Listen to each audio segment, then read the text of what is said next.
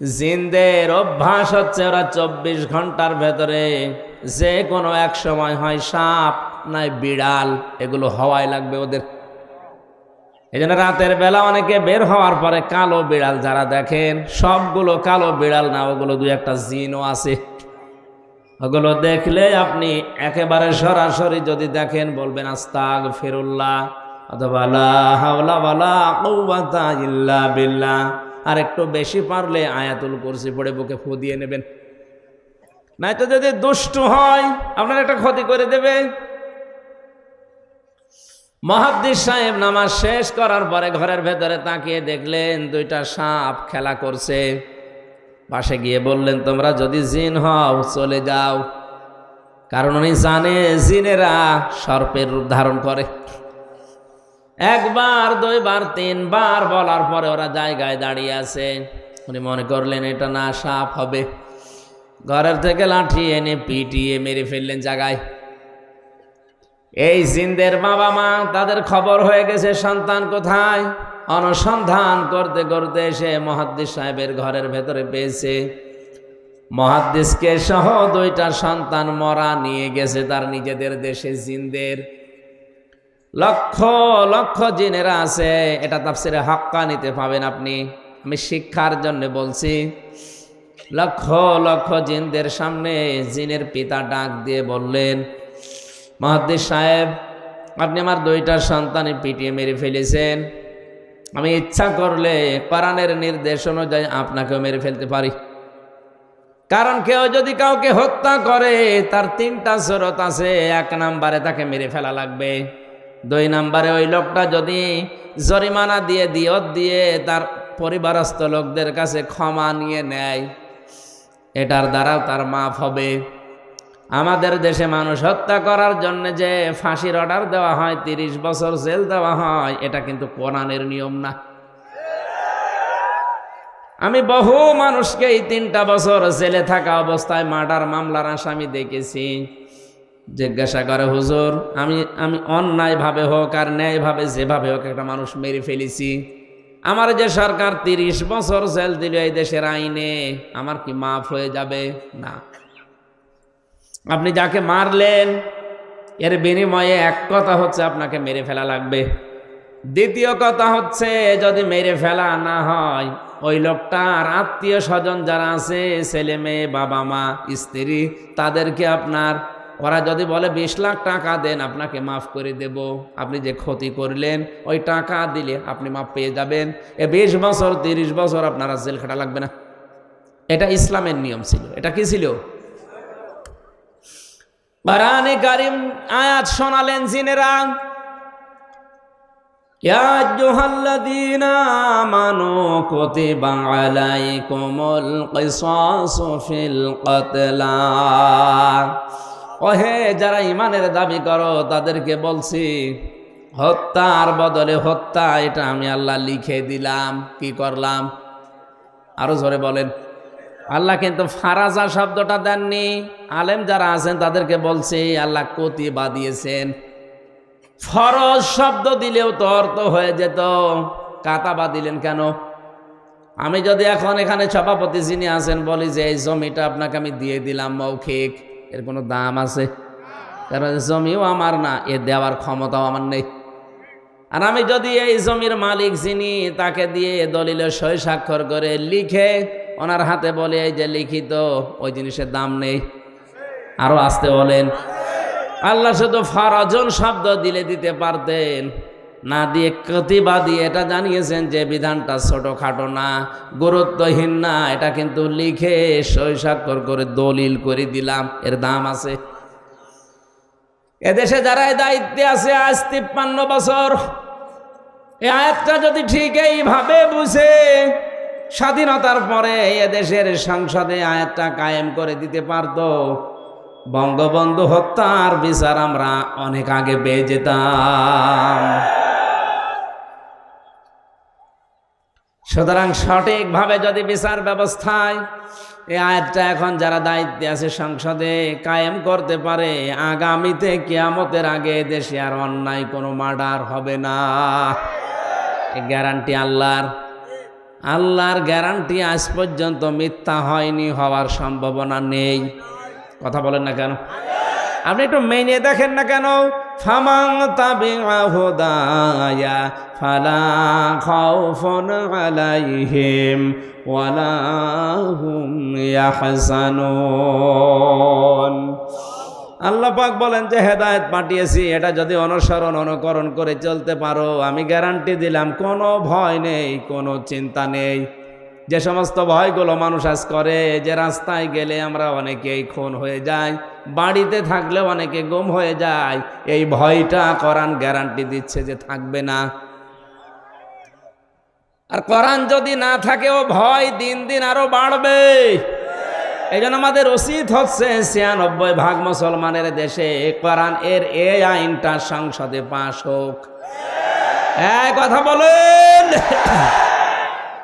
কিয়ামতে অন্তত যে গলাগুলো সাক্ষী দিল, কিয়ামতের ওই ময়দানে আল্লাহ যেন এই কণ্ঠগুলোকে আমাদের এই আয়াতের পক্ষে থাকার কারণে সাক্ষী হিসাবে কবুল করেন। আরে ভাই, ছোটখাটো বিষয় কিয়ামতে আল্লাহ দেখবে। ইব্রাহিম নবীর পক্ষে ছিল একটা ব্যাঙ, এই জন্য ব্যাঙের পোশাক আল্লাহ পাক করে দিয়েছে। ইব্রাহিম নবীর বিপক্ষে ছিল একটা কাংলাস, এই জন্য কাংলাস দেখলেই মেরে ফেললে 10টা নেকি হয়। ওনাদের দ্বারা কোনো কাজ কিন্তু হয়নি, কাংলাসের দ্বারাও কোনো কাজ হয়নি, ব্যাঙের দ্বারাও কাজ হয়নি। কারণ এমন আগুন জ্বলছিল, 1 কিলোমিটার উপর দিয়েও যদি পাখি উড়ে যায় ঝলসে পড়ে যেত। এত বড় বিশাল অগ্নিকুণ্ড, এখানে ব্যাঙের পোশাকের কাজ হবে? বলেন না কেন? কিন্তু ব্যাঙের এই পোশাককে হযরতে জিবরাইল দেখার পরে জিজ্ঞাসা করলেন, তুমি যে পোশাক করো কোনো কিছু করতে পারবা? ব্যাঙ তার বলেছিল, ফেরেশতা আমি জানি আমার পোশাকে কাজ হবে না, কিন্তু আমার মালিককে আমি দেখাতে চাই যে আমি তোমার খলিলের পক্ষে আছি, ওই বেটা নমরুদের বিপক্ষে আছি। আল্লাহ এত বেশি পছন্দ করলেন কথাটা, ওই দিন থেকে কিয়ামত পর্যন্ত যত ব্যাঙ আসবে সব ব্যাঙের পোশাককে আল্লাহ পাক বলেই ঘোষণা করে দিয়েছেন। এই এদিকে তাকান, একটা ব্যাঙ ইব্রাহিম নবীর পক্ষে থাকার কারণে যদি তার পোশাক পর্যন্ত পাক হয়ে যায়, আমরা যে নবীর পক্ষে আছি তিনি কিন্তু খলিলুল্লাহ না, তিনি হাবিবুল্লাহ। বলেন বলেন, খলিলুল্লাহ আর হাবিবুল্লাহর পার্থক্য কি? খলিল বলা হয় ওই বন্ধুকে যে বন্ধু আমার আল্লাহর জন্য সব করতে পারে, আর হাবিব বলা হয় ওই বন্ধুকে যে বন্ধুর জন্য আমার আল্লাহ সব করেছেন। জোরে বলেন সুবহানাল্লাহ। ইব্রাহিম নবীর পক্ষে থাকার কারণে যদি ব্যাঙের পোশাক পাক হয়ে যায়, আমরা মুহাম্মদুর রাসূলুল্লাহ হাবিবুল্লাহর পক্ষে থাকলে আমাদের জীবন পাক হয়ে যাবে। এই জন্য আল্লাহর আয়াতের পক্ষে যারা সায় দিলেন, আপনি মানেন না সেটা আলাদা, কিন্তু আপনাকে রায় দেওয়া লাগবে যে আমরা এই আয়াতটা সংসদে দেখতে চাই। আচ্ছা, হাজারো মানুষ জেলখানাতে, প্রায় 1 লাখের উপরে মানুষ এখন জেল খাটছে সারা বাংলাদেশে। অধিকাংশগুলোই লক্ষ্য করলে দেখা যায় মার্ডার মামলা। গাজীপুরের কাশিমপুর কারাগারে প্রায় 1200 মানুষ এখনো ফাঁসির দণ্ডাদেশ নিয়ে মাথায় নিয়ে কন্টেম সেলে কাটাচ্ছে। 10,000 মানুষ ওখানে আছে, 4 জেল মিলে প্রায় 1200-1300 মানুষ শুধু ফাঁসির আসামি। এদের 1 নাম্বার অপরাধ হচ্ছে এরা মানুষ হত্যা করেছে, এই কারণেই তো ফাঁসি দেয়। জিনদের পিতা ডাক দিয়েছে, মুহাদ্দিস সাহেব আমি কিন্তু আয়াত অনুযায়ী আপনাকে মেরে ফেলতে পারি, কিন্তু আমার একটা হাদিস জানা আছে, কোনো সৃষ্টি যদি তার আকৃতি পাল্টিয়ে ফেলে তাকে মেরে ফেললেও কোনো গুনাহ নেই। আমার সন্তান 2টা তাদের নিজেদের আসল আকৃতি পাল্টিয়ে সর্পের আকার ধারণ করেছে। আপনি যেটা বললেন যে 3বার তাদের বলার পরেও তারা শোনে নাই, এই জন্যে আপনি না বুঝতে পেরে মেরে ফেলেছেন। আমি আপনার কোনো দোষ দিতে চাই না, তবে একটা কথা, যে কোরআন শুনতে গিয়ে জীবন গেছে, স্থান ত্যাগ করে নাই, আপনার এই মধুর কণ্ঠ দিয়ে আমাদেরকে ওই কোরআন থেকে একটা কিছু শুনিয়ে বিদায় করেন। মুহাদ্দিস শাহ ওয়ালিউল্লাহ দেহলভী রহমতুল্লাহ আলাইহি তার মধুর কণ্ঠ দিয়ে কোরআনের সবচাইতে সুন্দর সূরা যেটা সূরা রহমান তেলাওয়াত করে শোনালেন, আর রহমানু আল্লামাল কোরআন খলাকাল ইনসানা আল্লামাহুল বায়ান। হাজার হাজার জিনের অজ্ঞান হয়ে গেছে, হুশ যাদের ছিল তারা সঙ্গে সঙ্গে বলে উঠেছে, কুলু উহিয়া ইলাইয়া আন্নাহু ইসতামাআ নাফারুম মিনাল জিন্নি ফাকালু ইন্না সামি'না কুরআনান আজাবা। তারা বলেছে অবশ্যই যে ওহী শুনলাম এটা আশ্চর্য কোরআন। শব্দের দিকে খেয়াল করেন, ইয়াহদি ইলার রুশদি ফাআমান্না বি। এই এদিকে তাকান, ইয়াহদি ইলার রুশদি ফাআমান্না বি। যে কয় মিনিটে আমরা কোরআন শুনেছি, এ কোরআন আমাদেরকে হেদায়েতের পথ বলে দিয়েছে। আপনি মনে হয় বুঝতে পারেননি, জেনেরা কোরআন শুনেছিল কয়দিন? মাত্র কয়েক মিনিট। কয়েক মিনিট লাগে সূরা রহমান পড়তে। এই কয়েক মিনিট শোনার পরে তাদের সিদ্ধান্তের দিকে তাকান, ইয়াহদি ইলার রশদি ফাআমান্না বি। এ কোরআন আমাদেরকে হেদায়েতের পথ বলে দিয়েছে, আমরা ঈমান আনলাম। ওয়ালান নুশরিকা বিরাব্বিনা আহাদা। জীবন চলে গেলেও কোনোদিন আল্লাহর সাথে আমরা শরীক করব না। এখানে আলেম নেই? এই যে আলেম বসে আছে দুইটা, জিজ্ঞাসা করেন মোজারের আগে লান আসলে অর্থ হয় কখনোই না। আমার শিক্ষা দেওয়ার বিষয়, জিনেরা মাত্র কয়েক মিনিট কোরআন শুনে যদি এত বড় বড় সিদ্ধান্ত নিতে পারে যে আমরা সব পথ ভুলে গেছি, আমরা হেদায়েতের পথ পেয়ে গেছি, আমরা ঈমান এনেছি, কোনো দিন জীবন চলে গেলেও আল্লাহর সাথে শরীক করব না। আর আমরা সেই জন্মের পর থেকে কোরআন শুনে আসছি। আমাদের কি এখনো শিরিক বন্ধ হয়েছে? আসতে বলেন। আমরা ঈমান আনতে পেরেছি না। অনেকেই আমরা জানি যে অজু করলে অজু ভেঙে যায় 7টা কারণে, নামাজ পড়লে নামাজ ভেঙে যায় 19টা কারণে। কথা বলেন না কেন? ঈমান আনলে ঈমান ভেঙে যায় 10টা কারণে। এখানে যত মানুষ বসে আছে শুধু বিজ্ঞ আলেমগুলো বাদ দিয়ে যদি জিজ্ঞাসা করা হয়, ভালো ভালো মুসল্লি পর্যন্ত বলতে পারবে না যে ঈমান ভাঙার যে 10টা কারণ। পারবে না? ওর মনে নেই। ঈমানও ভেঙে যায়, মানুষের আমলও ভেঙে যায়। এখন যদি বলেন আমলের আবার হাত পা আছে নাকি ভেঙে যায়? হ্যাঁ, আমল ভাঙে। আমল কিভাবে ভাঙে আমি বলবো। এই এলাকায় যদি কারো আমল ওরকম থাকে, ভেঙে গেলে আমার কিছু করার নেই। আল্লাযীনা কাফারু ওয়া সাদ্দু আন সাবিলিল্লাহি আযাল্লা আমালাহুম।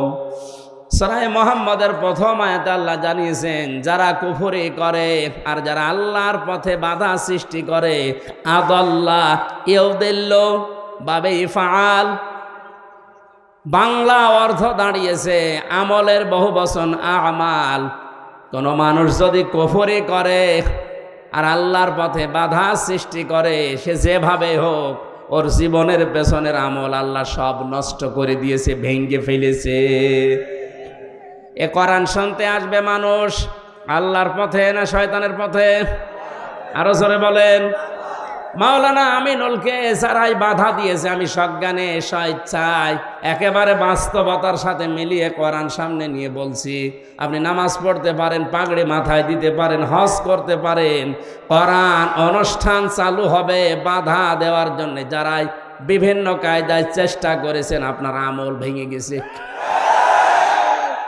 কোন হুজুর নিয়ে আসবেন? এবার নিয়ে আসেন। যদি মনে করেন না বানিয়ে বলছি, সূরা হুজুরাতের 2 নম্বর আয়াতের ব্যাখ্যা আছে। বিশ্ব নবীর উপরে যদি কেউ কথা বলে তাহলে তার আমল আল্লাহ নষ্ট করে দেয়, অথচ লোকটা জানেও না যে আমার আমল নষ্ট হয়ে গেল কি করে। লা তারফাউ আসওয়াতাকুম ফাওকা সাওতিন নাবিয়্যি ওয়া লা তাজহারু লাহু বিল কওলি কাজহারি বা'দিকুম লিবা'দিন আন তাহবাতা আমালুকুম ওয়া আনতুম লা তাশউরুন। কোন ইমানদার যদি নবীর উপরে কণ্ঠ দিয়ে উচ্চ আওয়াজে কথা বলে, হে নবী আপনি জানিয়ে দেন তার আমল আর নেই, সব নষ্ট হয়ে গেছে। এই আয়াত আমি বানালাম। কাবা এখনো পর্যন্ত মসজিদে নববীতে নবীজির রওজার উপরে এটা স্বর্ণের অক্ষর দিয়ে লেখা আছে। আপনি বলেন তো এখানে নবী আসছে কিয়ামত পর্যন্ত দুনিয়ায় আসবে? আরো জোরে বলেন বলেন। তো নবী তো আসবে না কিয়ামত পর্যন্ত, এই আয়াতটা আল্লাহ কোরআনে দিল কেন? আবার তারফাউ মোজারে দিয়েছেন, এই কারণেই দিয়েছেন বর্তমান ভবিষ্যৎ প্রেজেন্ট ফিউচার। কারণ কিয়ামত পর্যন্ত নবী আসবে না, নবীর ওয়ারিস আলেমরা আসবে। মাওলানা আমিনুল যাই হোক, ওনারে নিয়ে অনেক সমালোচনা আমিও শুনেছি হোক, কিন্তু নামের আগে তো আলেম লেখা আছে। কথা বলেন না কেন? আপনি এইটা অস্বীকার করতে পারবেন যে উনি কামেল পাস করেনি? অন্তত এই দেশের শিক্ষা ব্যবস্থা অনুযায়ী উনি তো আলেম, এই দেশে সবাই জানে মাওলানা আমিনুল সিরির বন্দরের আলেম। আপনি যাই করেন না কেন, উনি তো আর গানের অনুষ্ঠান দেয়নি যে আপনি বন্ধ করে দেবেন। কোরআন শোনার যে ব্যবস্থা করার জন্য চেষ্টা চালিয়েছিল, এমনি এমনি চোখ দিয়ে ওর পানি বের হয়নি। একটা মানুষ কতটা দুঃখ পেলে 15 দিন ঘুমাতে পারেনি, আপনাদেরকে কোরআনে কারিম শোনাবে এই জন্যে। সুতরাং কোরআন শুনতে যারা বাধা সৃষ্টি করেছেন, সে যেভাবেই হোক না কেন আপনার আমল কিন্তু ভেঙে গেছে। এই এদিকে তাকা। নামাজ ভেঙে যাওয়ার কারণ আমরা জানলাম কয়টা? 19টা। কয়টা? ওযু ভেঙে যাওয়ার কারণ কয়টা? আমল ভেঙে যাওয়ার কারণ কয়টা? 2টা। আন্দাজে শুনছে। সূরা মুহাম্মদের প্রথম আয়াত দলিল দিলাম না যে 2টা? কথা বলে না কেন? পৃথিবীর যে কোনো জিনিস আপনি দেখবেন সেটা নষ্ট হয়ে যাওয়া, ভেঙে যাওয়ার একটা পথ আছে। আমাদের যে আমল আছে, এই আমল ভেঙে যায় এই কারণে, নামাজ ভেঙে যায় এই কারণে, রোজা ভেঙে যায় এই কারণে, হজ ভেঙে যায় এই কারণে, যাকাত নষ্ট হয়ে যায় এই কারণে। যাকাত নেওয়ার জায়গা আছে 8টা। কয়টা? 8টা বাদ দিয়ে যদি মানুষ 9 নাম্বার জায়গায় দেয়, তাহলে ওই যাকাত ভেঙে যাবে, নষ্ট হয়ে যাবে। জান্নাত যাওয়ার জন্য যেটা আসল দরকার ঈমান, ঈমানও মাঝে মাঝে ভেঙে যায়। আসতে বলেন। ঈমান ভাঙে না? ঈমান ভাঙার কারণ 10টা। কয়টা? আমি সংক্ষেপে আপনাকে লিখে নেওয়ার জন্য বলছি, কাজে লাগবে লিখেন। ঈমানও মানুষের ভেঙে যায়। 1 নম্বরে সূরা জুমারের 65 নাম্বার আয়াতের দলিলটা আছে। আমি শুধু থিওরিগুলো বলছি, বাড়িতে মিলিয়ে নিয়েন। 1 নম্বরে দুনিয়া কেউ যদি শিরিক করে, তার ঈমান ভেঙে যায়, নষ্ট হয়ে যায়। ওই ঈমান নিয়ে জান্নাতে যাওয়া সম্ভব না। 2 নম্বরে কেউ যদি কুফরি করে, কুফরি মানে কি? ঢেকে ফেলা। কুফরি মানে অস্বীকার করা, ঢাকনা দেওয়া, চেপে রাখা, গোপন করা। আল্লাহর কোনো বিধান জানার পরে যদি কেউ চেপে রাখে, গোপন করে, সেও উপকারান্তে কাফের, তারও ঈমান ভেঙে গেছে। আর এইটা বাংলাদেশে এখন বেশি। 3 নম্বরে কেউ যদি নেফাকি করে,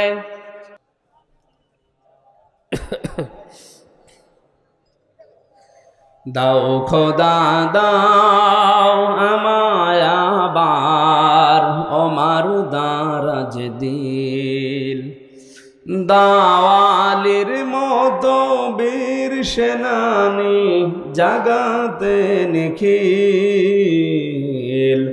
দাও খোদা দাও আমায় আবার ওমার দারাজ দিল। হামজাকে দাও ঘরে ঘরে জীবন দিতে ওয়াকাতরে। হামজাকে দাও ঘরে ঘরে জীবন দিতে ওয়াকাতরে। আবার কাবা ভাঙতে এলে পাঠাওয়া বাবি, দাও খোদা দাও আমায় আবার ওমার দারাজ দিল। সচ্চা ঈমান দিয়ে পাঠাও শত সাহাবা, যাদের দেখে বিশ্ব আবার বলুক মারহাবা। আবার পাঠাও আবু বকর, ফিতনা ফাসাদ আসুক সমর। অনড় পাহাড় সম দাও সে মনের মিল। দাও খোদা দাও আমায় আবার ওমার দারাজ দিল। আমার ভাইরা, আমি মাওলানা আমিনুলের কথা এমনি বলি না, যেহেতু নবীজির ইন্তেকালের আগে যে কথা ছিল গুরুত্বপূর্ণ কয়টা, তার ভেতরে এটা একটা। আল উলামা ওয়ারাসাতুল আম্বিয়া, আলেমরা আমি নবীর ওয়ারিস। আমি হয় মাওলানা আমিনুল, মাওলানা হোসাইন, মাওলানা হারুন, যাই হয়ে দেশে আলেম যারাই আছে, আপনি বিশ্বাস করতে পারেন এদের আমল আখলাক ত্রুটি বিচ্যুতি থাকতে পারে, কিন্তু এরা নবীর ওয়ারিস। কিয়ামতের ময়দানে আল্লাহ পাক যদি বিচারও করে আলেমদের, সবার সম্মুখে করবে না, কুদরতের পর্দা দিয়ে ঢেকে নিয়ে গোপনে বলবে এগুলো করেছিলি। এই জন্য একটা মনে সান্ত্বনা আছে, কিয়ামতে অন্তত আল্লাহ মানুষের সামনে অপমান করবে না। শাস্তি যদি দিতেও চায় আল্লাহ গোপনে দেবে। আল্লাহর কাছে আমাদের জীবনের আলেমদের কাকুতি মিনতি, আল্লাহ তুমি গোপনে মাফ করে দিও। তোমার সাত্তার নামের ওসিলায় যেভাবে গোপন করে দিয়েছো, দুনিয়ায় কেউ জানে না।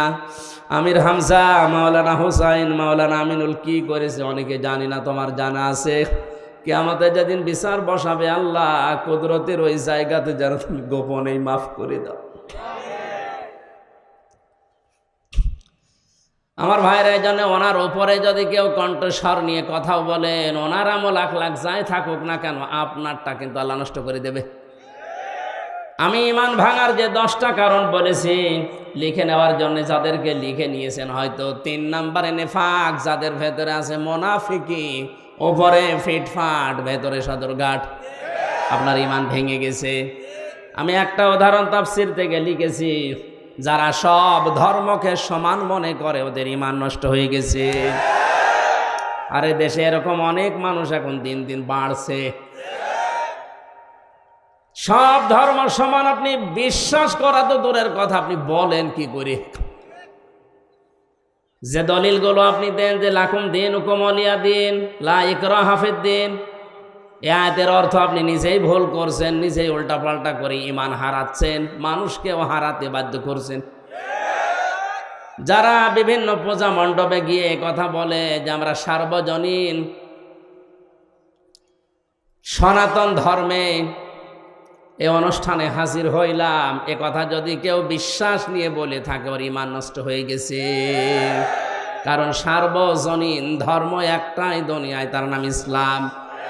আর সনাতন ধর্ম মনে করি অনেকেই বলি হিন্দু ধর্ম না, সনাতন মানে পুরাতন। সনাতন মানে এ পৃথিবীতে সব চাইতে পুরাতন ইসলাম, এর আগে কিছু ছিল না। এক কথা বলে না কেন? পৃথিবীর প্রথম মানব যিনি হযরতে আদম, তার ধর্ম কি? আরো জোরে। সুতরাং এ কথা কারা প্রচার করেছে আমরা জানি না, যে সনাতন ধর্ম মানে হিন্দু ধর্ম, এটা মিথ্যা কথা। সনাতন ধর্মই পৃথিবীতে ইসলাম। ইন্নাদ-দীনা ইনদাল্লাহিল ইসলাম, আল্লাহর কাছে একমাত্র ধর্মের নাম ইসলাম। এজন্য ধর্মের আগে আলিফ লাম আছে। এখানে যারা গ্রামার বোঝে, আলিফ লাম 4 প্রকার। এখানে যে আলিফ লাম দেওয়া আছে নির্দিষ্ট করার জন্যে। আমি যদি মাওলানা হোসাইনকে বলি ভাই আমি দিনাজপুরে যাব, উনি যদি বলে এই যে এই রাস্তাটা, এর আগে তাহলে তরিকের আগে আলিফ লাম দেওয়া লাগবে। তরিক এই একটাই রাস্তা, কিন্তু দিনাজপুরে যাওয়ার জন্য এখনো 4-5টা রাস্তা আছে। তখন আর তরিকের আগে আলিফ লাম দেওয়া যাবে না, কারণ এটা অনির্দিষ্ট। যে কোনো রাস্তা দিয়ে আমি যেতে পারি, দিনাজপুরে পৌঁছালেই হলো। কিন্তু কোন রাস্তা দিয়ে দিনাজপুরে গেলে আপনি পাবেন না, শুধু এই রাস্তাটা ছাড়া। তখন তরিক বা রাস্তার আগে কি লাগবে? আলিফ লাম কি লাগবে? যত ধর্ম দুনিয়ায় আছে সব ধর্মের ব্যাপারে আল্লাহর বক্তব্য এই, সবগুলো শয়তানের আবিষ্কার করা, আমি আল্লাহর আবিষ্কার করা ইসলাম। আমাইয়াবতাগি গায়রাল ইসলামি দীনান ফালা ইকবালা মিনহু। ইসলাম বাদ দিয়ে অন্য কোনো ধর্ম নিয়ে, অন্য কোনো জীবন ব্যবস্থা নিয়ে কেউ যদি আল্লাহকে রাজি করতে চায়, ওর জীবনের কোনো কিছু আল্লাহ কবুল করছে না, করবে না। তাহলে আয়াতগুলো দ্বারা কি প্রমাণ হয়? সব ধর্ম সমান? আরো জোরে। অনেকে এখন ফতোয়া বের করছে যে আমরা উদারতা দেখাতে গিয়ে বলি আপনি কি আল্লাহর চাইতে বেশি উদার? আশা করছি এটা যারা ভুল বুঝে হোক আর জেনে শুনে হোক ষড়যন্ত্র করে বলছেন, আপনার ঈমান ভেঙে গেছে। 4 নম্বরে, নবী ছাড়া যারা অন্য কারো আদর্শ ভালো মনে করে। কয়েকদিন আগে একটা জরিপ পেয়েছিলাম, এদেশে বিশ্ব নবীকে একমাত্র আদর্শ মেনে চলে মাত্র 100 জনের 15 জন। তাহলে এই যে পয়েন্টগুলো আমি কোরআন থেকে হাদিস থেকে লিখেছি, প্রত্যেকটার পেছনে হায়াতের দলিল আছে। আমি দলিলগুলো লম্বা করে বলতে পারছি না, শুধু আমার সাবজেক্টে যাব। তাই যারা আজ বিশ্ব নবী বাদ দিয়ে অন্য কাউকে আদর্শ মানে, তাদের সংখ্যা এই দেশে 85 জন। কত? আর একমাত্র যারা বিশ্ব নবীকে উসওয়াতুন হাসানা মানে, ওদের সংখ্যা মাত্র 15 জন। আপনি হিসাব করে বলেন, আমরা খালি চিল্লাই যে দেশে 96% মুসলমান। হ্যাঁ, মুসলমান আছে, ওই আদমশুমারিতে আছে, আর ওই আগা কাটা আছে। অনেকেই ভাবে যে আগা কেটে দিলেই মুসলমান। ছাগল কি? ছাগলের তো দিয়ে, ছাগলের দেয় না। না, ভুল যারা করছেন আপনাকে সংশোধনী দিলাম, আশা করছে আপনার বিবেক খুলবে। এরপরেও যদি আপনি একেবারে সে আবু জেহেলের মতো অনড় হয়ে থাকেন, আমার মনে হয় আপনার হেদায়েত কপালে আর নেই। 5 নম্বরে, আল্লাহর বিধান যাদের ভালো লাগে না, এটা সূরা মুহাম্মদের 9 নম্বর আয়াতে আছে। এদেশে এখন নেই। একই আল্লাহর বিধান কোরআনে কারিমে আকিমুস সালাত খুব আদায় করছে, আতুজ যাকাত খুব দিয়ে দিচ্ছে, কিন্তু একই আল্লাহর বিধান আকিমুদ্দিন, দিন কায়েম করো, ওয়ালা তাতাফাররাকু ফি, এই বিষয়ে কোনো ফতোয়াবাজি করো না। এখানে ওর খবর নেই। দিনটা যে কায়েম করা ফরজ নামাজের মতো, রোজার মতো, অনেকেই জানেও না ও মানেও না। অথচ পৃথিবীতে যত নবী এসেছিলেন, আমি আলেমদের বলছি, প্রত্যেকটা নবীর শরীয়তে কম বেশি কোনো মাসলা মাসাইল নিয়ে একটু ঝামেলা ছিল। হয়তো অনেক নবীর সাথে আমাদের নবীরটা মেলেনি। যেমন হযরতে মুসা আলাইহিস সালামের জামানায় কারো শরীরে যদি লাপাক লেগে যেত, ওই জায়গাটা এরকম মুছে ফেললেই হয়ে যেত। হযরতে ঈসা নবীর জামানায় একটু কঠিন ছিল, কোনো জায়গায় নাপাক লেগে গেল চামড়া খুশিয়ে খুশিয়ে তুলে ফেলে লেগে লাগতো। আল্লাহ পাক কঠিনটাও দেননি, একেবারে সহজটাও দেননি, আমাদের মাঝামাঝি শরীয়ত দিয়েছেন যে চামড়াও তোলা লাগবে না, আবার মুছে ফেললেও হবে না, 3 বার ধুয়ে ফেলা লাগবে। হ্যাঁ, এই যে মাসলা মাসালে হয়তো বিভিন্ন নিয়ম নীতি নিয়ে মতপার্থক্য ছিল, কিন্তু আদম থেকে শুরু করে আমাদের নবী পর্যন্ত প্রত্যেকের মিশন একটাই ছিল, আনাকিমুদ্দিন ওয়ালা তাতাফাররাকু ফি। নামাজ যেভাবে কায়েম করো, রোজা যেভাবে ফরজ মনে করে করো, দিন কায়েম করা কিন্তু ঠিক ওই রকম ফরজ। আর এই বিষয়ে কোনো পার্থক্য, মত পার্থক্য, ফতোয়াবাজি, দলাদলি চলবে না। আর যত দলাদলি মত পার্থক্য সব এই জায়গায় এসে, এদেশে মানুষ যত তার চাইতে দল বেশি। এটা মিথ্যা কথা। কারণ এমনও লোক আছে 1 জন 2 3 দল করে, যখন যে দল উনি ওই দলের কর্মী, যেদিকে বৃষ্টি পড়ে ওইদিকে ছাতা ধরে, এরকম মানুষ আছে না নেই? আল্লাহর কোন বিধানকে আপনি যদি খারাপ মনে করেন, হ্যাঁ আপনার বুঝে আসছে না, সেটা আলাদা কথা বলছেন। আল্লাহর বিধানকে খারাপ মনে করলে ঈমান নষ্ট হয়ে যায়, ভেঙে যায়, ব্যর্থ হয়ে যায়। 6 নম্বরে, দিনের কোনো বিধানকে নিয়ে কেউ যদি কটাক্ষ করে, উপহাস করে, মর্যাদা দিতে না চায়। এটা আজ দিন দিন বাড়ছে। আল্লাহর বিভিন্ন বিধান নিয়ে মানে তো না, আরো কটাক্ষ করে, আরো উপহাস করে উড়িয়ে দেয়। আমি একটা উদাহরণ দিচ্ছি আল্লাহর কোরআন থেকে, একটু খেয়াল করে শোনেন। কোরআনের কোন আয়াত বোঝার জন্য কেউ যদি চেষ্টা করে, তার কিন্তু 500 রাকাত নফল নামাজের সওয়াব হয়। ইন্নাল্লাযীনা কাযযাবু বিআয়াতিনা ওয়াস্তাকবারু আনহা লা তুফাত্তাহু লাহুম আবওয়াবুস সামা ওয়া লা ইয়াদখুলুনাল জান্নাহ। আল্লাহ পাক বলেন, হে নবী, নিশ্চয় যারা আমি আল্লাহর আয়াতকে অবিশ্বাস করে, মিথ্যা মনে করে, আর যখন আমার আয়াত দিয়ে ওয়াজ করা হয়, তাফসির করা হয়, ব্যাখ্যা করা হয়, সতর্ক করা হয়, ও মানুষ সতর্ক না হয়ে অহংকার করে আরো উঠে চলে যায়। ওয়াস্তাকবারু আনহা, ইস্তেকবার করে, অহংকার করে, দাম্ভিকতা দেখিয়ে মুখ ফিরিয়ে চলে যায়। লা তুফাত্তাহু লাহুম, তোফাত্তাহু মোজারে, বর্তমান, ভবিষ্যৎ, প্রেজেন্ট, ফিউচার, তার জন্য খোলা হচ্ছে না, হবে না। আবওয়াবুস সামা, বাবের বহু বচন আবওয়াব, বাব মানে দরজা, আবওয়াব মানে দরজা সমূহ, সামা মানে আকাশ, আকাশের একটা দরজাও তার জন্য খোলা হচ্ছে না, হবেও না। এতটুকু আল্লাহ শেষ করেননি, পরবর্তী কথা আরো কঠিন। ওয়ালা ইয়াদখুলুনাল জান্নাহ, ওরা জান্নাতে যাচ্ছে না, যাবে না। আপনি হিসাব করছেন পেছনের হাত দিয়ে।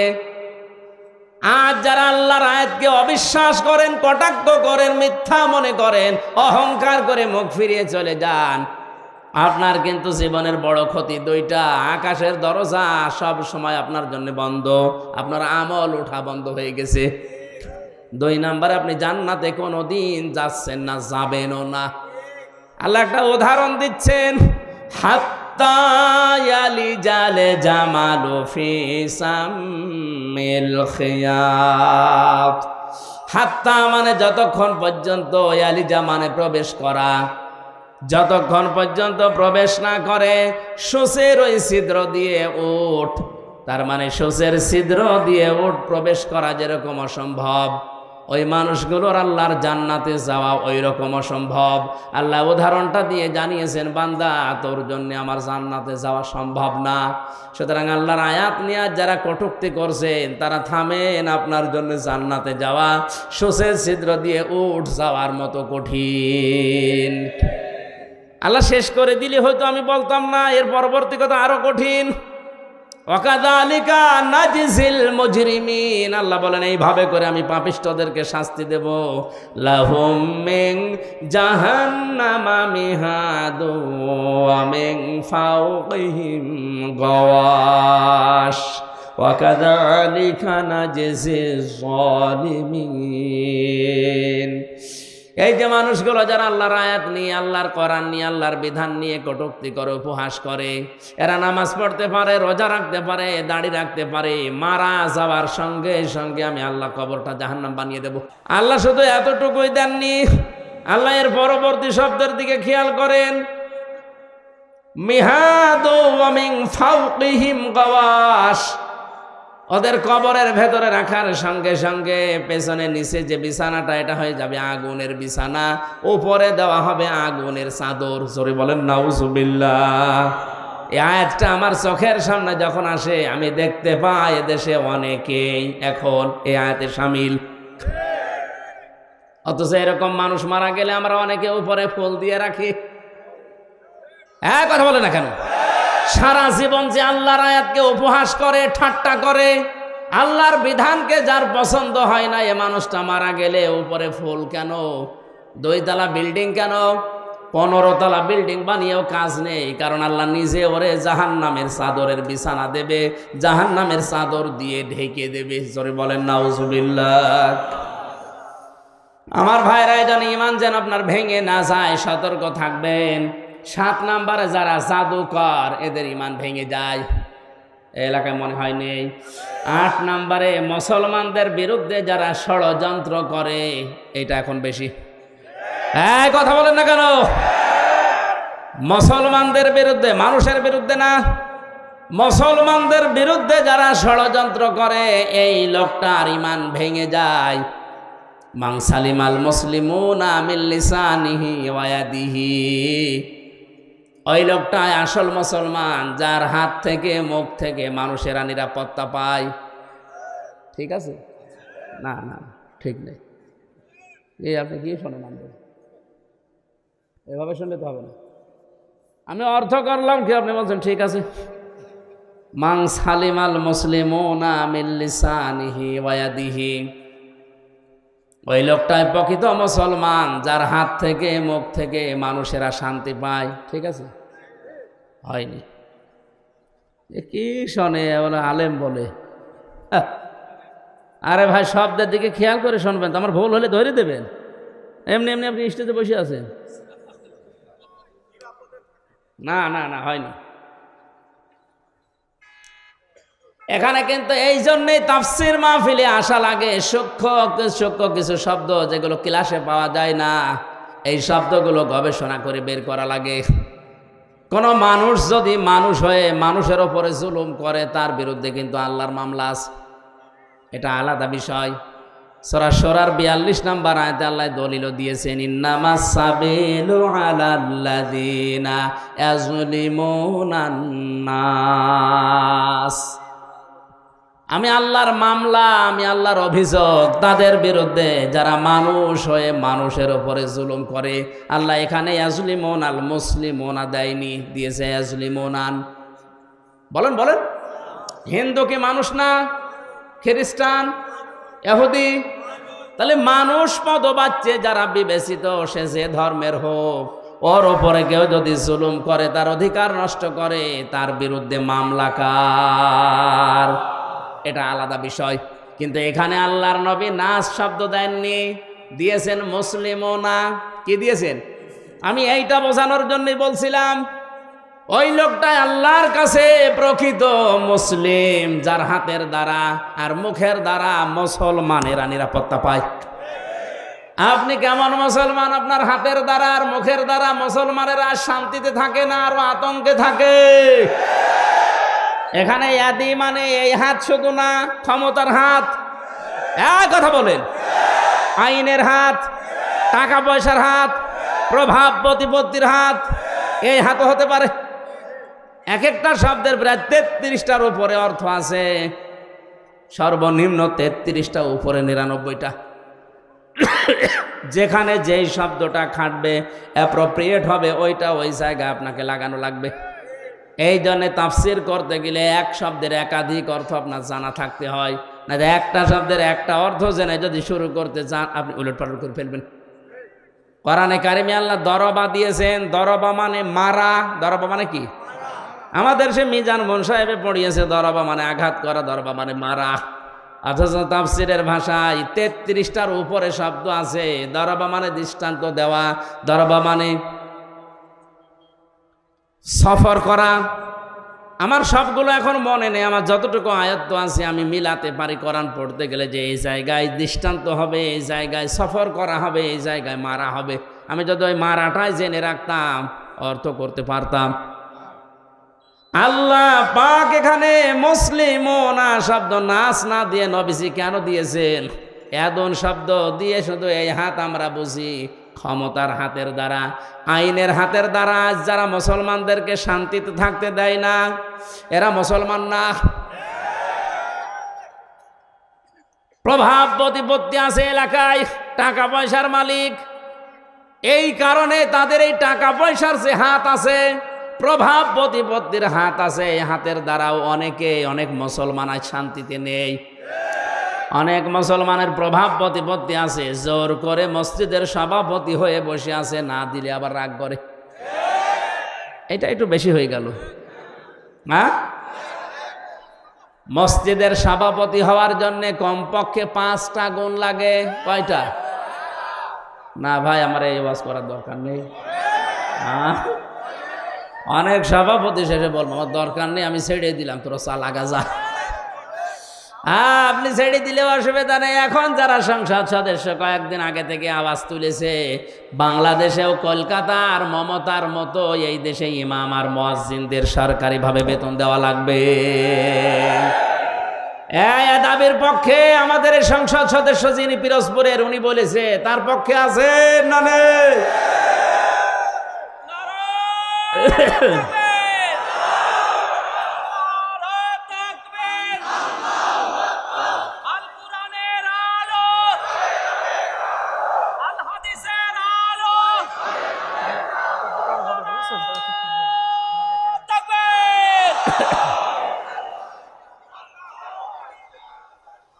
এই পৌরসভার মেয়র যিনি আছেন, ড্রেন পরিষ্কার করে, টয়লেট পরিষ্কার করে, তার যদি বেতন দেওয়া যায় 3 লক্ষ 3.5 লক্ষ, মসজিদের ইমামের বেতন আর মুয়াজ্জিনের বেতন দিতে গেলে আমাদের প্রধানমন্ত্রী পারবে না।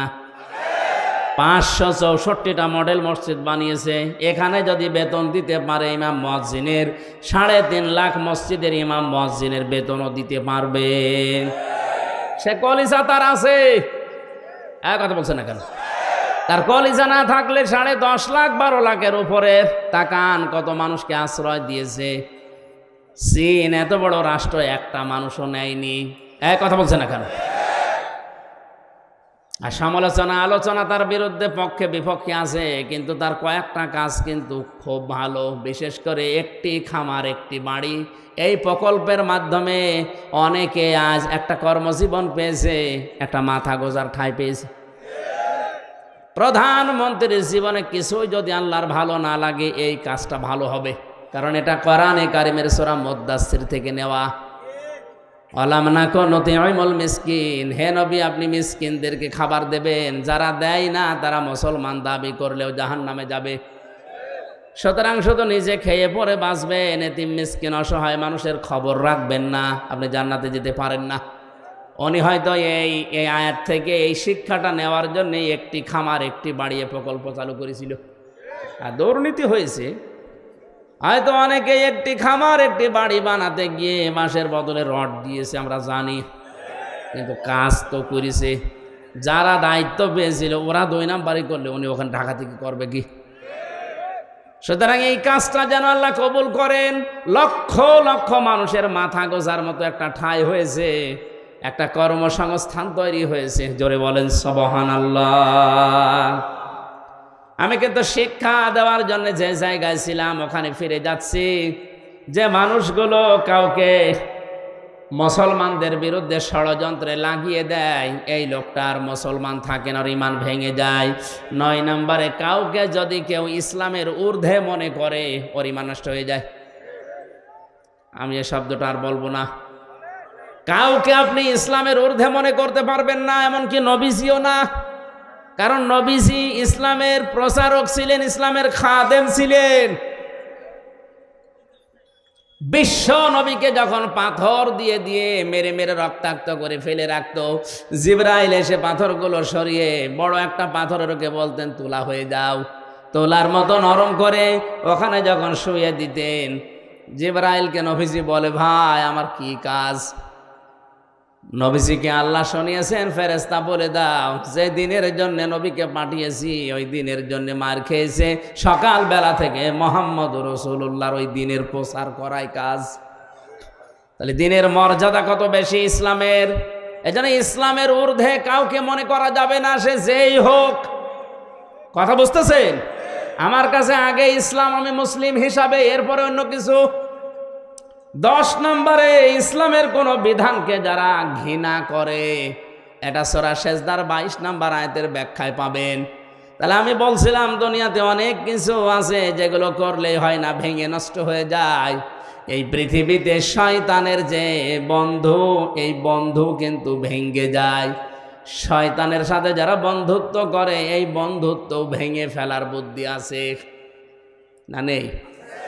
আমরা যারা শয়তানের সাথে বন্ধুত্ব করলাম, এই যে অপচয় করে, অশ্লীলতা ছড়ায়, যৌনতা ছড়ায়, নবীদের, তার মানে নবীর ওয়ারিসদের মুখের উপরে জোরে কথা বলে, আল্লাহর পথে চলতে বাধা দেয়, এগুলো সব শয়তানের কাজ। কার কাজ? আল্লাহ আমাদেরকে হেফাজত করুন, বলেন আমিন। সূরা জুমার মাত্র 2টা আয়াত পড়েছিলাম। এমন গুরুত্বপূর্ণ বিষয় আল্লাহ আয়াতের ভেতরে দিয়েছেন, একটু খেয়াল করে তাফসীর আকারে শোনেন। ইয়া আইয়ুহাল্লাযীনা আমানু ইযা নুদিয়া লিস-সালাহ। আল্লাহ পাক বলেন, ঈমানদারেরা যেদিন আযান দেওয়া হয়, ইলা ইয়াউমিল জুমআ ইযা নুদিয়া লিস-সালাতি মিন ইয়াউমিল জুমআ, জুমার দিন যখন আযান দেওয়া হয়, ডাকা হয়, আহ্বান করা হয়, ঘোষণা দেওয়া হয়, ফাসআউ ইলা যিকিরিল্লাহ, তোমরা আল্লাহর জিকিরের দিকে, নামাজের দিকে দৌড়াও। কে বলছেন? আরো জোরে বলেন। ওয়াজারুল বাই, দুনিয়ার সব বেচা কিনা কাজ কারবার বন্ধ করে দাও। যালিকুম খায়রুল লাকুম ইন কুনতুম তা'লামুন, এইটাই ভালো কাজ, এইটা যদি তোমরা বুঝে থাকো। এবার আসেন আয়াতের বাস্তব ব্যাখ্যা কি। আল্লাহ পাক শব্দটা দিয়েছেন ইযা নুদিয়া লিস-সালাতি মিন ইয়াউমিল জুমআতি ফাসআউ ইলা যিকিরিল্লাহ, যখন আযান হয়ে যাবে সব কাজ কাম বন্ধ করে দিয়ে দৌড়াও নামাজের দিকে। কিসের দিকে? আরো জোরে বলেন। আর আমরা হাদিস শুনেছি এতদিন যে নবীজি জানিয়েছেন কেউ যেন নামাজের জন্য দৌড়িয়ে মসজিদে যাবা না। শোনেননি? শুনছি মানে কি? এটাই সঠিক হাদিস। মুসলিম শরীফের হাদিস হচ্ছে কেউ যেন মসজিদে দৌড়িয়ে যাবা না নামাজ পড়ার জন্য। ফজরের নামাজে নবীজি নামাজ আদায় করছেন, নামাজের ভেতরে ধপ ধপ করে কিছু আওয়াজ শুনলেন, নামাজ শেষ হয়ে গেল, ঘরে বসলেন, ডাক দিয়ে বললেন সাহাবীরা, নামাজের ভেতরে আমার কানে আওয়াজ এসেছে, ধপ ধপ করে আওয়াজ হচ্ছিল, কিসের? সাহাবীরা বলে হুজুর আমরা ফজরে টের পেয়েছি দেরিতে, জলদি করে ওযু করে মসজিদে আমরা অনেকেই দৌড়িয়ে এসে জামাত ধরেছি। ওই দিন নবীজি হাদিসটি বলেছিলেন যে তোমরা কেউ দৌড়িয়ে জামাত ধরবা না, যতটুকু পারা যায় ধীরে স্থির ভাবে নামাজ পাও, বাকি যেটা পাবে না কাজা করে নেবে। কথা বুঝতেছেন? তাহলে আয়াতের সাথে নবীর কথার কোনো মিল নেই। হ্যাঁ, কই আছে? কই? আল্লাহ বললেন দৌড়াও, নবীজি বললেন দৌড়ানোর দরকার নেই।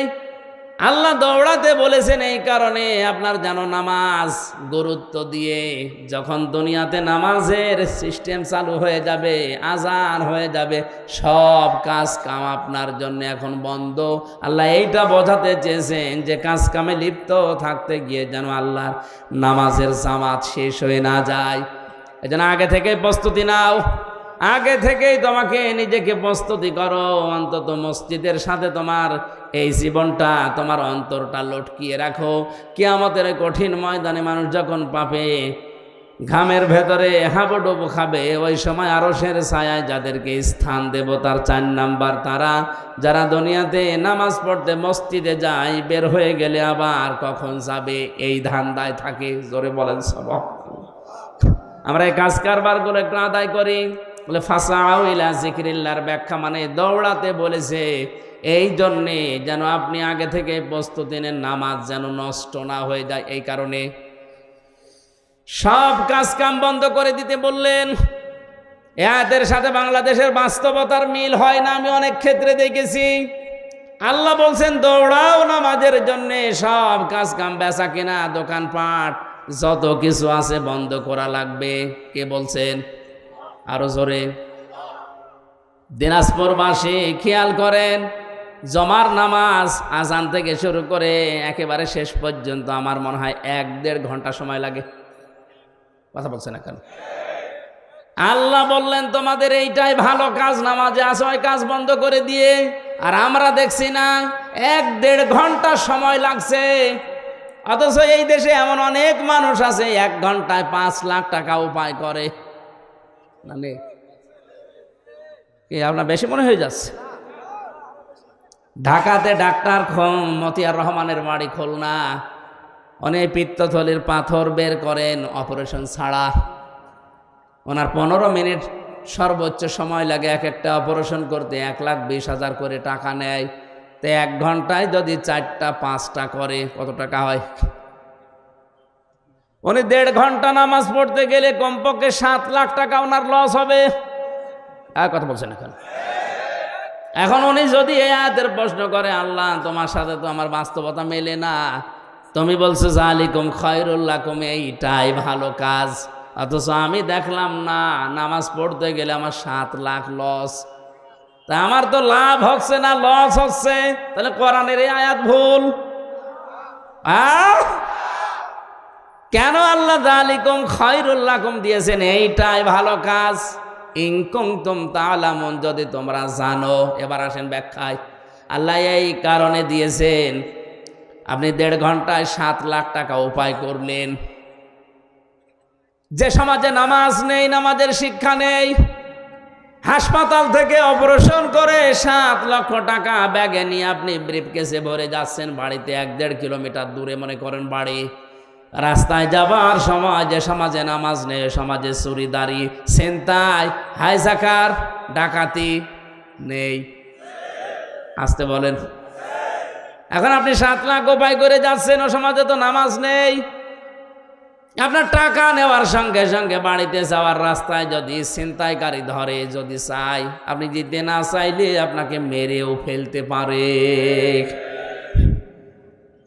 আল্লাহ এই কারণে নামাজের গুরুত্ব দিলেন, কারণ নামাজ যদি কায়েম হয়ে যায়, নামাজের শিক্ষাগুলো যদি ব্যক্তি, পরিবার, সমাজ, রাষ্ট্রে এসে যায়, 7 লাখ না 7 কোটি টাকা সঙ্গে নিয়ে গেলেও তোমার মনে আল্লাহ ছাড়া আর কোনো চোর, ডাকাত, হাইজাকার, ছিনতাইকারীর ভয় থাকবে না। এরকম একটা পরিবেশ আল্লাহর নবী মদিনায় গঠন করেছেন না করেন নাই? আরো জোরে। একবারও কি দেখতে মনে চায় না যে নামাজের সমাজটা বাংলাদেশে কায়েম হলে কি করে হাইজাকার মুক্ত, সন্ত্রাস মুক্ত, দুর্নীতিবাজ মুক্ত, সাদাবাজ মুক্ত, চোর ডাকাত মুক্ত একটা জীবন কিভাবে চালানো যায় শান্তিতে, ওটা দেখতে মনে চায় না? আরো জোরে বলে চাই না? আল্লাহ এই জন্য এটা বলেছেন যালিকুম খায়রুল লাকুম, এটা ভালো। এজন্য নামাজ কায়েম করো, নামাজকে দাঁড় করাও। হ্যাঁ, নামাজ যখন পরিবারে, সমাজে, রাষ্ট্রে কায়েম হয়ে যাবে নামাজের শিক্ষাগুলো, তখন আর মসজিদে বসে থাকার দরকার নেই। ফাইদা কুদিয়াতিস সালাতু ফান্তাশিরু ফিল আরদি ওয়াবতাগু মিন ফাদলিল্লাহ। নামাজ যখন শেষ হয়ে গেছে, এখন আর মসজিদে থাকা যাবে না, এখন ছড়িয়ে যাও, ছিটিয়ে পড়ো, অনুসন্ধান করো আল্লাহর রিজিক। আল্লাহর কি? আরো জোরে। এতে বিধান হচ্ছে 2টা, একটা নামাজ পড়ো আর একটা ছড়িয়ে পড়ো। খেয়াল করেন, তাহলে নামাজও ফরজ, জমিনে হালাল রুজির জন্য চেষ্টা করা, কষ্ট করা। আরো জোরে।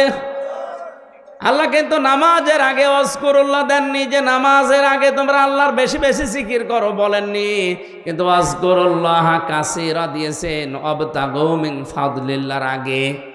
তোমরা যখন অনুসন্ধান করতে যাবে রিজিক জমিনে, তখন কিন্তু আল্লাহর জিকির, আল্লাহর স্মরণ ভুলে যেও না, কারণ আমি আল্লাহ জানি নামাজে দাঁড়িয়ে মানুষ এমনি আমাকে ডাকবে। কিন্তু বাস্তবতায় গিয়ে, কর্মজীবনে গিয়ে, প্র্যাকটিক্যাল লাইফে গিয়ে যদি আমি আল্লাহর কথা মনে না থাকে, ওখানে দুর্নীতি হওয়ার সম্ভাবনা আছে না নেই? এই জন্য নামাজের ভেতরে অনেককে দেখা যায় কাকু কাঁদতেছে, নামাজের গুরুত্বও দিয়েছে, কিন্তু কর্মজীবনে যে এই জিকিরটা আর স্মরণ করে না, এই জন্যে ঘুষ খায়, সুদ খায়। আরো জোরে বলেন। ভার্সিটিতে থাকাকালীন একবার মাস্টার্সের সার্টিফিকেট নিয়ে আসতে গেছে, যার কাছে গেলাম, বললাম স্যার সই করে দেন একটা সিল মেরে। অনেক আমারে বলছে হামজা তাড়াতাড়ি কর। বলছে স্যার আমি তো তাড়াতাড়ি করছি। কিছুক্ষণ পরে আমার বলছে তাড়াতাড়ি কর, আমি জোহরের নামাজে জামাত ধরবো। আমি বলছি আমি তো তাড়াতাড়ি করছি, আমি গাড়ি ধরবো। মাথা নিচু করে বলছে 1000 টাকা বের কর। তো আপনি জামাত ধরবেন? কিসের জামাত আপনার? এইটাই আপনার আসল জামাত। সরকার আপনার কাছে 8টা ঘন্টা কিনে নিয়েছে, 45,000 টাকা বেতন আপনার। কথা বলেন না কেন? আপনি মাত্র 10 মিনিট নামাজ পড়তে যাবেন শহরের, এই 10 মিনিটের জন্য এত তাড়াতাড়ি করছেন যে তাড়াতাড়ি কর, আমি জামাত ধরবো। তা আপনার যে 8 ঘন্টা জামাত এখানে চলছে, ছেলেমেয়েরা আসবে, সই করে ছেলে মেরে দেবেন, এইটাই আপনার জামাত। কথা বলেন না কেন? আল্লাহ এই জন্য বলেছেন কর্ম জীবনে যে যেন আমাকে ভুলেছেও না, আমার জিকিরটা ওই জায়গায় আরো বেশি করো, তাহলে এই দেশে দুর্নীতি হবে না। আয়াতের শেষে ছিল লাআল্লাকুম তুফলিহুন, যদি এটা করতে পারো আমি আল্লাহ বলছি তোমরা সফল হয়ে যাবে। জোরে বলেন সুবহানাল্লাহ। এই জন্য আমরা যদি আল্লাহর রিজিক অনুগ্রহ পেতে চাই, আল্লাহর দয়া পেতে চাই, এদিকে তাকান, আল্লাহর অনুগ্রহ যদি কেউ পেতে চায় তাহলে জমিনে আসা লাগবে, আর আল্লাহর রহমত যদি কেউ পেতে চায় মসজিদে যাওয়া লাগবে। মসজিদে ওঠার সময় বলা হয় আল্লাহুম্মা আফতাহ লি আবওয়াবা রাহমাতিক, হে আল্লাহ তোমার রহমতের দরজা আমার জন্য খুলে দাও। কথা বলেন না কেন? আর যখন বের হয় মানুষ তখন কি চায়? আল্লাহুম্মা ইন্নী আসআলুকা মিন ফাদলিকা, এই যে ফজল অনুগ্রহ, হে আল্লাহ আমি তোমার কাছে আশা করি, চাই যে তুমি আমার রিজিক দাও, ফজল দাও। এখানে ফজল মানে রিজিক, ফজল মানে কি? তাহলে আমাদের কাজের সময় কাজ করা লাগবে, আর নামাজের সময় দুনিয়ার সব স্টপ, নামাজ পড়া লাগবে। এখন থেকে সিদ্ধান্ত নিয়ে যান, যত কঠিন পরিস্থিতি তৈরি হোক না কেন, ফরজ নামাজ আমি জীবনে আর ছেড়ে দেব না। হ্যাঁ, আমি আর চাই করি না কেন, ফরজ নামাজ, নামাজ শেষ হয়ে গেলে মসজিদে আর বসেও থাকবো না, কারণ আল্লাহর নির্দেশ ফান্তাশিরু ফিল আরদি ওয়াবতাগু মিন ফাদলিল্লাহ। নামাজ শেষ হয়ে গেছে, এখন জমিনে ছড়িয়ে পড়ো, এ নির্দেশ কার? নবীজি জানিয়েছেন আল কাসিবু হাবিবুল্লাহ, যারা কাজ করে খায় জমিনে এরা সাধারণ মানুষ না, এরা আল্লাহর বন্ধু। আমরা আল্লাহর বন্ধু খোঁজার জন্য সেই চট্টগ্রামে যাই, বরিশালে যাই, সিলেটে যাই, ফরিদপুরে যাই। কে বলেছে ওগুলো আল্লাহর বন্ধু? যারা কাজ করে খায় না, বসে বসে খায়, ওগুলো আল্লাহর শত্রু। আল কাসিবু হাবিবুল্লাহ, যারা উপার্জন করে খায়, কাজ করে খায়, এরা কার বন্ধু? এই কাজটা যত ছোট হোক কোনো অসুবিধা নেই। এই যে মাইক টাঙিয়েছে যারা, এরাও কাজ করে খায়, রাস্তা ঝাড়ু দেয়, এরাও কাজ করে খায়। এই জন্য আয়াতের শিক্ষা হচ্ছে নামাজের সময় হয়ে গেলে দুনিয়ার সব আমার কাছ থেকে মাইনাস হয়ে যাবে।